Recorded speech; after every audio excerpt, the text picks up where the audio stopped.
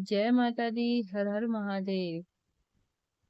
जैसा कि आप जानते हैं कि हिंदू धर्म में भगवान शिव और माता पार्वती जी सबसे ज्यादा पूजे जाने वाले देवी देवताओं में आते हैं। माना जाता है माता पार्वती ने अनेक कष्ट सहते हुए जन्मों तक कठोर तपस्या करके भगवान शिव जी को पति के रूप में पाया था। मान्यता के अनुसार अखंड सुहाग और पति की लंबी उम्र के लिए पार्वती जी का व्रत किया जाता है और माता पार्वती जी के साथ भगवान शिव की पूजा की जाती है। भगवान शिव और माता पार्वती जी की जोड़ी अगाध प्रेम का प्रतीक है। आदर्श जोड़ी मानी जाती है। लेकिन एक बार भगवान शिव माता पार्वती जी से इतने ज्यादा नाराज हो गए थे कि उन्होंने माता पार्वती जी को श्राप तक दे दिया था। आइए जानते हैं पूरी कथा। माता पार्वती जी ने 108 जन्मों की घोर तपस्या के बाद भगवान शिव को पति के रूप में पाया था। माँ पार्वती का भगवान शिव के प्रति अगाध प्रेम था। एक आदर्श पत्नी की तरह माँ पार्वती भगवान शिव की सभी बातों का पालन करती थी और जो भी भगवान शिव बोला करते थे उनको पूरे ध्यान से सुनती थी।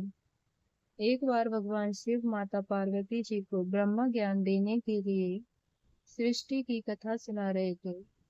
कथा सुनते सुनते माँ पार्वती किन्हीं दूसरे विचारों में खो गई। जैसे ही भगवान शिव जी को इस बात का एहसास हुआ कि माँ पार्वती उनकी बातों पर ध्यान नहीं दे रही हैं, तो उन्होंने माँ पार्वती जी से पूछा कि क्या आप मेरे द्वारा सुनाई जा रही कथा को सुन रही हैं? लेकिन माँ पार्वती कहीं और खोई हुई थी, इसलिए उन्होंने भगवान शिव के सवाल का कोई उत्तर नहीं दिया।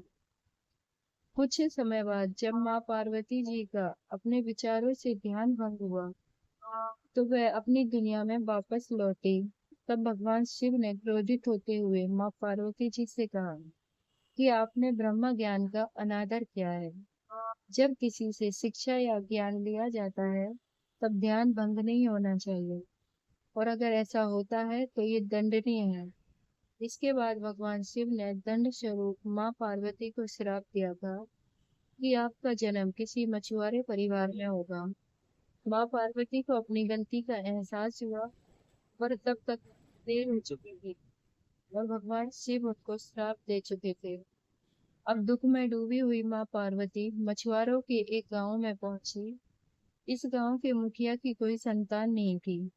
एक दिन वो मछली पकड़ने के लिए तालाब जा रहा था।